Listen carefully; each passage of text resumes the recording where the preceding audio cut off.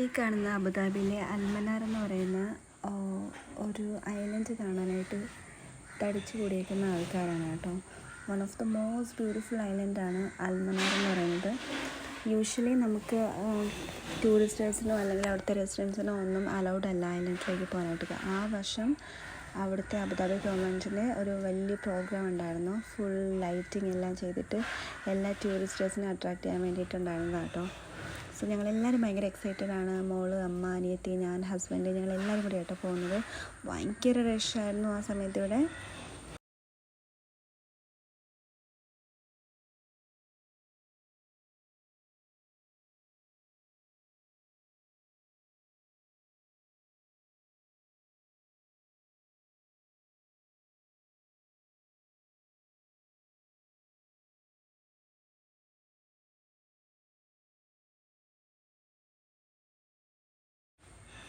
ഈ നിൽക്കുന്നതാണ് എൻ്റെ കുഞ്ഞു മാലാഖ. തീ നോക്കി എൻ്റെ അമ്മ അവിടെ ഇരിക്കുന്നുണ്ട്.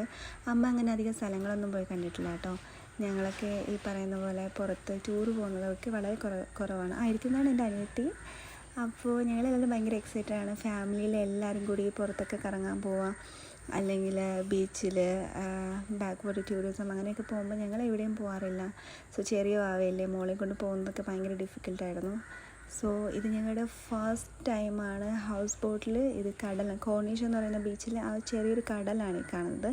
സോ അങ്ങോട്ട് പോകുന്നത് ഹൗസ് ബോട്ടിലാണ്. അതിൻ്റെ മുകളിൽ ടോപ്പ് ഫ്രീ ആയിട്ടിരിക്കുന്ന അവിടെയാണ് ഞങ്ങൾ ഇരിക്കുന്നത് കേട്ടോ. ഭയങ്കര എക്സൈറ്റഡ് ആണ്. അവിടെ നിന്ന് ഞങ്ങൾ ഡബിൾ ബസ്സിൽ കയറി നേരെ ഇതേ അൽമനാറിൽ എത്തിയിട്ടുണ്ട്. 1.5 മണിക്കൂർ നടക്കാനുണ്ട് കേട്ടോ അവിടെ.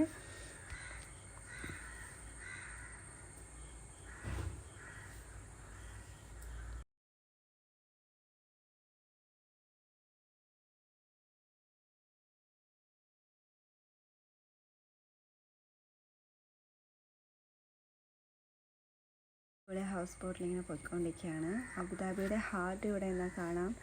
ആ കോർണിഷ് നമ്മൾ ബീച്ചിൽ നിന്ന് നോക്കുന്നതിനേക്കാളും ഭയങ്കര വ്യൂ ആണ് നമ്മളിങ്ങനെ ഈ സീയിൽ ഈ ഹൗസ് ബോട്ടിൽ ഇരുന്നിട്ട് കാണുമ്പോഴുള്ളത്.